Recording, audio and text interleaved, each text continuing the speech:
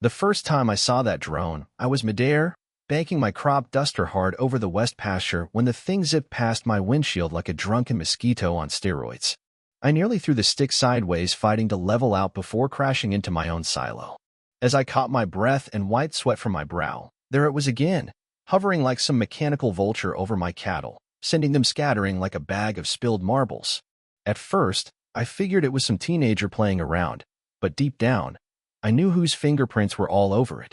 Only one person in these parts would be bold, nosy, and shameless enough to fly a spy drone over my ranch: Beverly Stanton, head of the HOA and queen of the nosy neighbors. The very same Beverly who tried to find me last spring because my barn was painted what she called an unapproved shade of rustic red, like there was some kind of government-issued color chart for barns. Life out here was supposed to be simple: the sun, the soil, and the stock. That's all a rancher needs.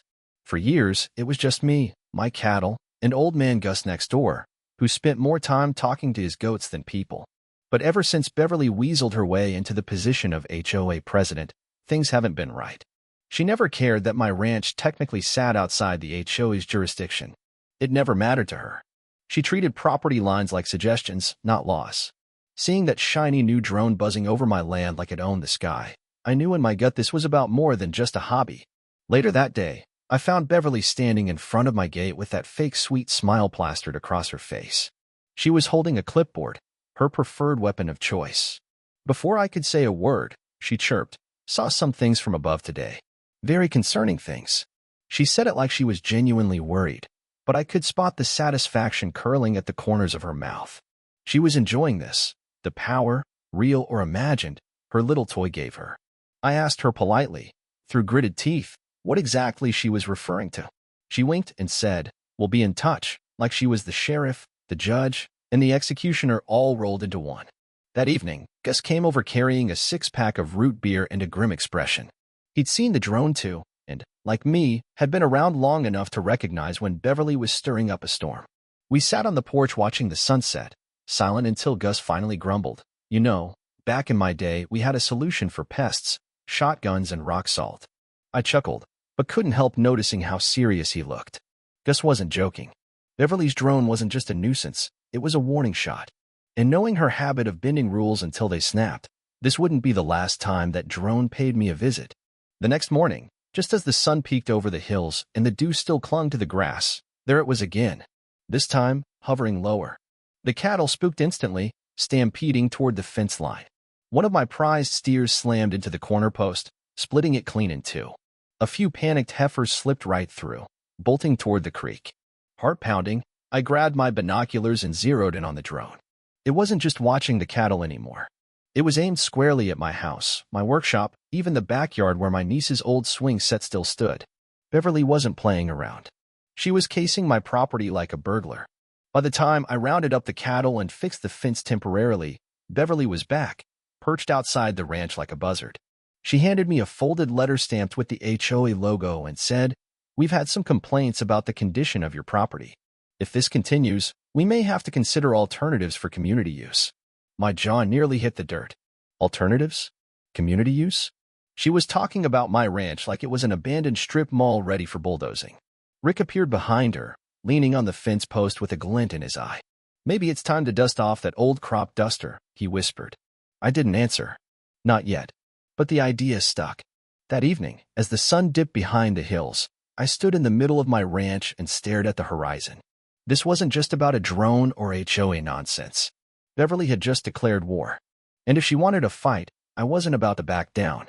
The next morning, I woke to the sound of buzzing, Beverly's drone, and it had brought friends. Two smaller ones zipped alongside it, circling my fields like vultures. I stood on the porch with a cup of coffee and watched as they hovered over cattle, swooped near the barn, and even paused above Gus's outhouse like they were trying to catch him mid-business. By noon, I had 3 busted fences and several cattle tangled in barbed wire. I called the sheriff to file a complaint. He sighed and told me unless I had footage proving the drones caused the stampede, his hands were tied. The worst part? Beverly knew it. Gus wandered over that afternoon, whittling a stick like he was carving out a plan. "You know that crop duster's got more in it than chemicals," he said. "Them spray nozzles can be calibrated real fine, real accurate." He wasn't suggesting violence. He was suggesting creativity. That night, I found myself in the barn, running my hands over the crop duster. The plane had been idle, but it wasn't beyond revival. With some elbow grease and Gus's help, it could be airborne by sunrise. By dawn, we were tinkering like kids building a go-kart.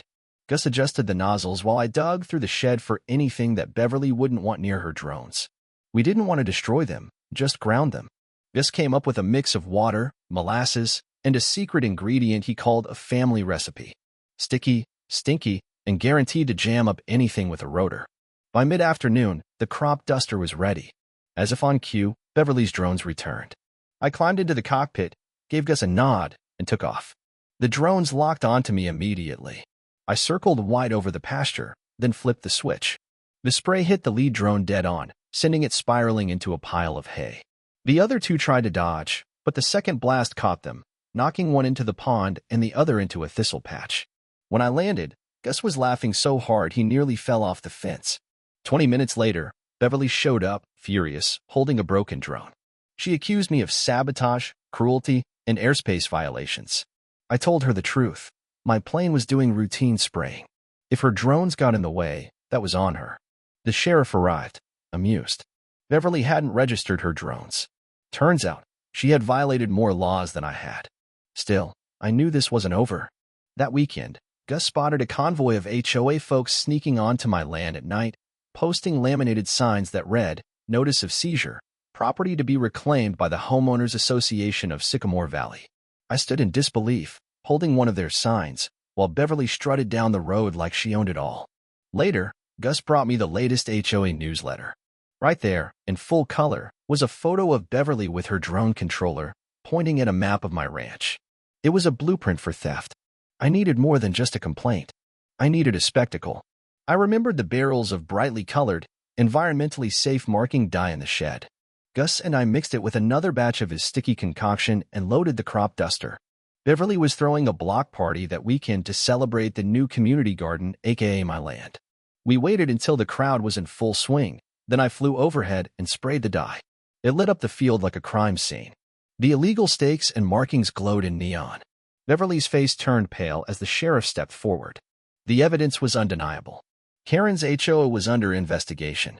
She was removed as president. Her allies scattered. She was publicly humiliated. A few days later, she returned, desperate, offering me a deal. I told her it wasn't about revenge. It was about protecting what mattered. 2 weeks later, the case was closed. A new president took over, a younger guy named Mike, who actually cared.